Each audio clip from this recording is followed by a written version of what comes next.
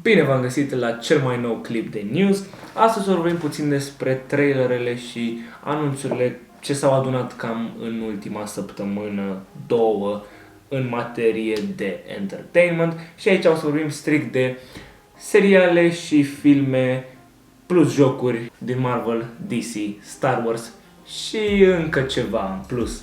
Ei bine, începem clipul cu cel mai nou trailer din universul Marvel, trailerul pentru Hawkeye. Și o spun din toată inima, mi-a plăcut la nebunie.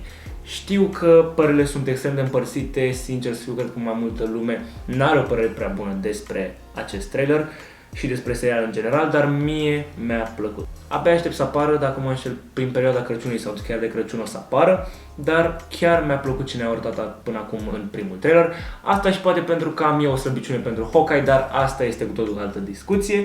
Dar chiar sunt curios pentru că pare destul de diferit față de Loki mai ales sau WandaVision. Ok, poate că seamănă cu Falcon and the Winter Soldier, dar cred totuși că o să o ia într-o direcție diferită și sincer să fiu, mi-a dat vibe atât de Punisher cât și de Daredevil. Mă refer aici la seriale de pe Netflix. Jeremy Renner a făcut tot timpul o treabă senzațională ca și Hawkeye, iar de Hailee Steinfeld sunt extrem de curios pentru că eu este o actriță care îmi place la nebunie și ce să mai zic, cred că o să fie perfectă ca și Kate Bishop. Îmi place toată treaba asta că serialul este promovat ca și o producție de Crăciun și că are în jurul său tema Crăciunului și din nou poate să se ducă într-o direcție super interesantă.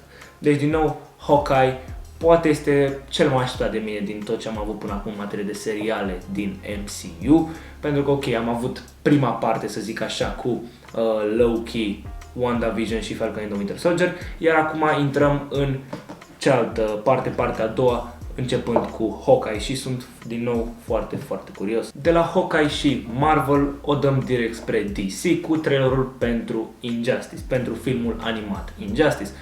În sfârșit avem o adaptare la Injustice, în afară de jocuri evident și comic books, iar povestea din câte știu eu legată de Injustice în comic books a fost foarte, foarte bună, cam în orice ediție, chiar și cea legată de primul Injustice, chiar și cea de la al doilea joc. Tot ce ține legat de comics pentru Injustice sunt destul de bune și jocurile, să nu mai vorbim, sunt cam cele mai bune jocuri sau unele dintre cele mai bune jocuri de la DC. Trailerul arată ca de obicei bine, DC nu prea o dă în bar din punct de vedere al stilului de animație, dar la povești în ultima vreme au mai avut și scârțel, ca să zic așa. Nu prea mai suntem în acea perioadă în care cu orice animație de la DC mergeai la sigur, pentru că au avut o perioadă în care n-aveai cum să te îndoiești de animațiile de la DC, dar în momentul acesta sunt cât de cât reticent pentru acest Injustice movie, pentru că poate să fie din nou o mare dezamăgire. Și că tot vorbim de noi apariții la DC, țin să menționez și noul comic book Batman The World, care mi se pare că are o premisă absolut genială și o să mi-l iau în cel mai scurt timp. Era doar un announcement mai mult, un mic bonus, ca să zic așa. Stați cu ochii pe Batman The World, aruncați o privire peste acel comic book, sunt sigur că o să vă prinde și pe voi ideea și v-aș sfătui deja să-l cumpărați. Evident, o să-l iau, o să vină și o recenzie. DC, în ultimul timp, you rock. Și evident, înainte să ieșim din sfera DC, trebuie să menționez că luna viitoare, can't wait for DC Fandom. Sper să fie o nouă ediție foarte bună de DC Fandom, să primim imagini pentru Flash, poate să primim chiar și un teaser pentru Flash, dar am mari așteptări pentru această ediție secundă de la DC Fandom. Mai este o lună până atunci, rămâne de văzut. Și acum intrăm puțin și în sfera de jocuri, pentru că am avut evident acea conferință sau convenție de la PlayStation, unde am primit multe trailere destul de fucking interesante. Începem cu Knights of the Old Republic, KOTOR, unde am primit un sneak peek, ca să zic așa. Momentan sunt doar curios pentru că nu am primit niciun gameplay, niciun trailer, aproape nimic, dar este un lucru destul de mare, it's a big thing, pentru că se reface acest Knights of the Old Republic, poate cel mai bun joc Star Wars din istorie, pentru mulți este cu siguranță cel mai bun joc Star Wars făcut vreodată și unul dintre cele mai bune jocuri făcute vreodată și este un lucru foarte bun că primim un remake și sper din toată inima ca Keanu Reeves să îl joace pe al nostru Darth Revan.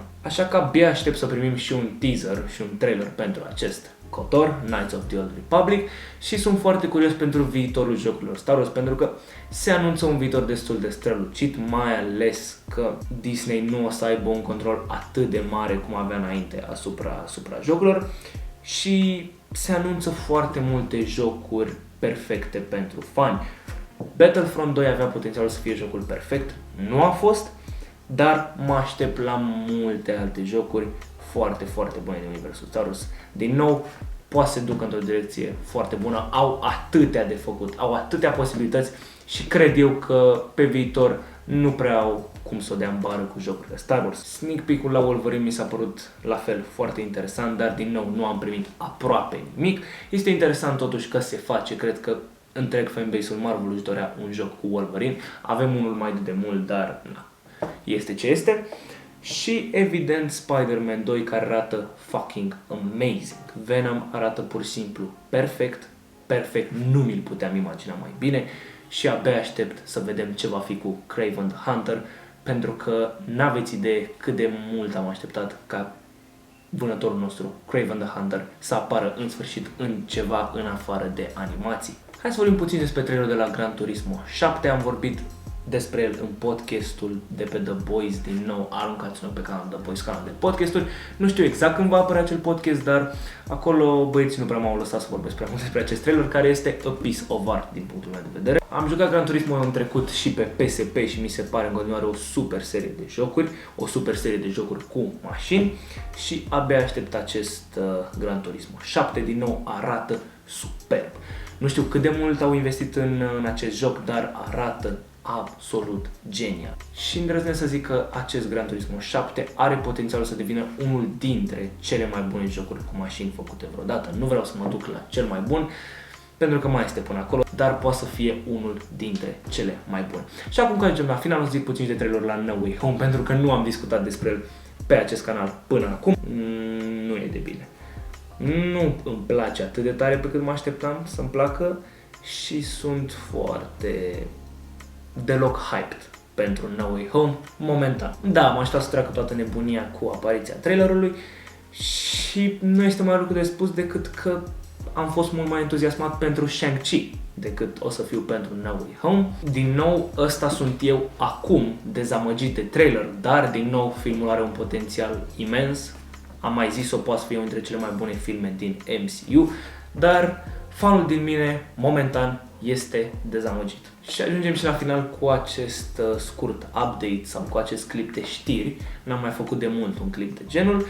Și nu uitați să lăsați în comentarii despre ce sunteți voi cei mai entuziasmați. Ce joc, ce film, ce serial din Geek World, din Geek Stuff.